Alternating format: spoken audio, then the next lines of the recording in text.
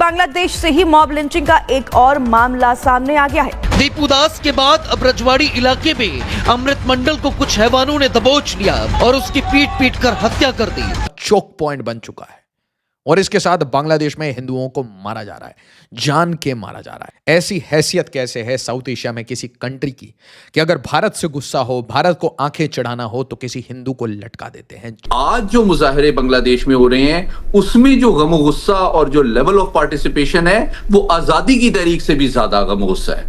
भारत ने बांग्लादेश में सिर्फ सिफारतकारी नहीं की, उसने एक मुकम्मल मॉडल नाफिज किया। अरबों डॉलर की सरमायाकारी की, इंफ्रास्ट्रक्चर के मंसूबे, तवानाई के मुआहिदे, मीडिया नेटवर्क, सिविल सोसाइटी की फंडिंग, सिक्योरिटी ताउन और इंटेलिजेंस शेयरिंग, सब कुछ जो कुछ कर रहा है बांग्लादेश के अंदर हो रहा है, ये मुल्ला आसम मनीर कर रहा है। इस बांग्लादेश को सबक सिखाएंगे, इसके ऊपर फौज की चढ़ाई कर देंगे। निचली तरफ कॉरिडोर बनता है, वहां पे हम हमला करेंगे और उसको कट करेंगे। और इनफ इज इनफ। अब एक एक जिहादी जो बांग्लादेश से भारत में आया है, इलीगली यहां पे रह रहा है, उनको बाहर भेजा जाएगा। दे आर टेलिंग देम, पकड़ के बॉर्डर के बाहर। भारत का जो असर रसूख बांग्लादेश की अफवाज के अंदर था उसका हमारे यहाँ लोगों को इदराक ही नहीं है।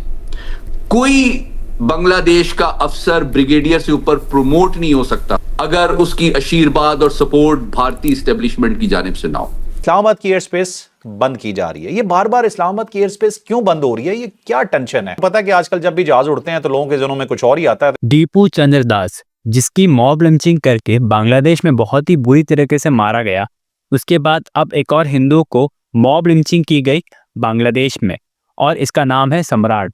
दोस्तों, दिन पर दिन बांग्लादेश में हिंदुओं को टारगेट किया जा रहा है और उन्हें चुन चुन कर मारा जा रहा है। और ये काम बांग्लादेश की करंट गवर्नमेंट यूनेस और पाकिस्तान की आईएसआई मिल करके कर रही है, ताकि वह भारत को उकसा सके और भारत कुछ बड़ा कदम ले बांग्लादेश पर। और जिस तरह से बांग्लादेश हरकत कर रहा है, अब भारत भी अपना आर्मी चारों तरफ से मोबिलाइज कर रहा है बांग्लादेश के बॉर्डर के पास। क्योंकि अगर इस तरह से बांग्लादेश में हिंदुओं पर अत्याचार चलता रहा तो वो दिन दूर नहीं है जिस तरह से पाकिस्तान में हिंदुओं की हालत है, उसी तरह की हालत बांग्लादेश में भी हो जाए। और भारत का दायित्व है कि दुनिया भर के हिंदुओं को किसी से भी टारगेट होने से बचाए और उन्हें सेफ्टी प्रोवाइड करे। चलिए इसी पर आगे इस वीडियो को देखते हैं और अपना विचार हमसे कमेंट बॉक्स में जरूर से शेयर करें। बांग्लादेश में हिंदुओं को मारा जा रहा है, जान के मारा जा रहा है। अनदर हिंदू मैन लिंच्ड इन बांग्लादेश। और इसके बाद मैं आपको बताऊं, ये क्रिमिनल गैंग से था, नहीं था, व्हाटएवर इट इज। हो क्या रहा है यहां पे? हो रहा है एक सिस्टमैटिक पर्ज हो रहा है। वो छोड़िए बांग्लादेश में आज तक क्या हुआ, वो छोड़िए पाकिस्तान में क्या हुआ। ऐसी हैसियत कैसे है साउथ एशिया में किसी कंट्री की कि अगर भारत से गुस्सा हो, भारत को आंखें चढ़ाना हो तो किसी हिंदू को लटका देते हैं, जला देते हैं, मार देते हैं। और आप इनकी हरकतें देखिए, आपको पता है आपके घर के पड़ोस में ये बांग्लादेशी रहते हैं। कमेंट में बताइए, क्या आपके घर के पास में रहते हैं या नहीं रहते? आज महाराष्ट्र से एक वीडियो आई, आज बेंगलोर से एक वीडियो आई। भाई लोग बता रहे हैं कैसे आए, वो अपने लैंग्वेज में बता रहे हैं कि हम ऐसे आए, ऐसे हमने पैसे कमाए, एसेट्रा एसेट्रा। बहुत शॉकिंग कहानियां हैं।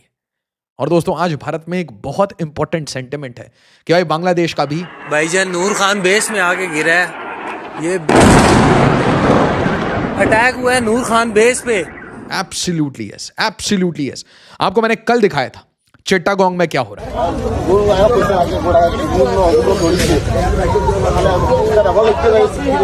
हर जगह ऐसे ही चुन चुन के या तो प्रॉपर्टी या बिजनेस या फिर सीधा लोगों को जला दिया जाता है। अनफॉर्चुनेट। इसके साथ आपको इस पूरे रीजन को स्टडी करना पड़ेगा, आपको देखना पड़ेगा। पाकिस्तान बांग्लादेश के साथ खड़ा है, एब्सोल्युटली। तुर्की सोशल मीडिया पे इनके साथ खड़ा है, चाइना पाकिस्तान के साथ खड़ा है, चाइना बांग्लादेश के साथ खड़ा है सोशल मीडिया पे, एटलीस्ट वेपन्स के लिए एटलीस्ट। नेपाल में जेनजी प्रोटेस्ट होने के बाद एक अनस्टेबल रीजन बन चुका है। और अब भूटान के प्राइम मिनिस्टर भी अमेरिका फर्स्ट करने चले गए, सर्जे गोर से मिलते हैं। इसके तुरंत बाद इंडियन एम्बेसडर मिलते हैं। Indian armed forces, Indian army, वो सिलीगुड़ी को एक गैरिसन बना के बैठ गई है।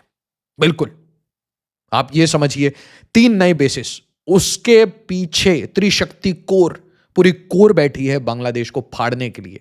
But mind you, we have all the capacity, हमारे पास सारी कैपेसिटी है। भारत के खिलाफ इस वक्त गम गुस्सा और नफरत जो है वो इस इंतहा पे पहुंच चुकी है बांग्लादेश में। मेरी बहुत उन लोगों से बात हो रही थी जिन्होंने 1971 की जंगें लड़ी हैं और उन्होंने ईस्ट पाकिस्तान को बांग्लादेश बनते देखा है, और वो लोग ये कह रहे हैं कि आज जो मुजाहरे बांग्लादेश में हो रहे हैं उसमें जो गम गुस्सा और जो लेवल ऑफ पार्टिसिपेशन है वो आजादी की तहरीक से भी ज्यादा गम गुस्सा है, उससे भी ज्यादा लोगों की मोबिलाइजेशन और तादाद है। आज इतना ज्यादा हेट्रेड और गम गुस्सा 50 साल में किसी मुल्क के खिलाफ बांग्लादेश में नजर नहीं आया है।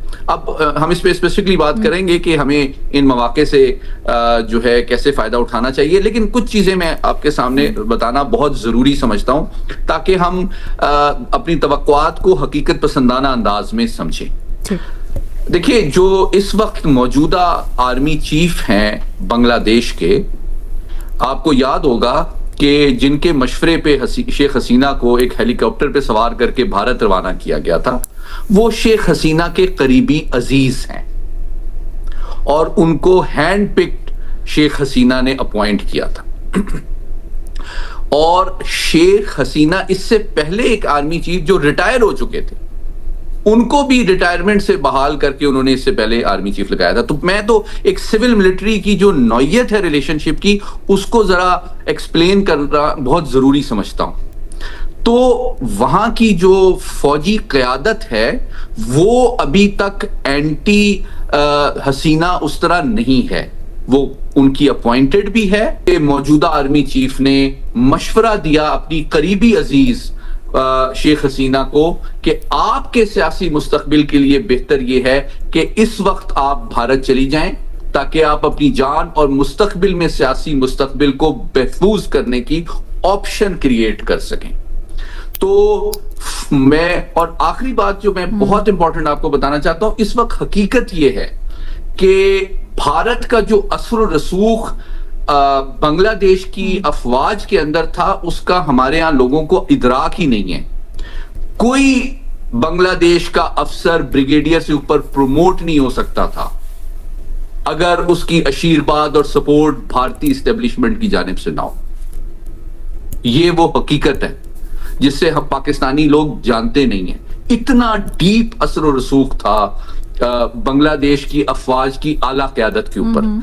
तो देखें, इस वक्त वहां जो पब्लिक सेंटिमेंट है और जो एंटी इंडिया हेट्रेड है, डेफिनेटली उनकी इस्टेब्लिशमेंट और फौजी क़यादत उसको इग्नोर नहीं कर सकती।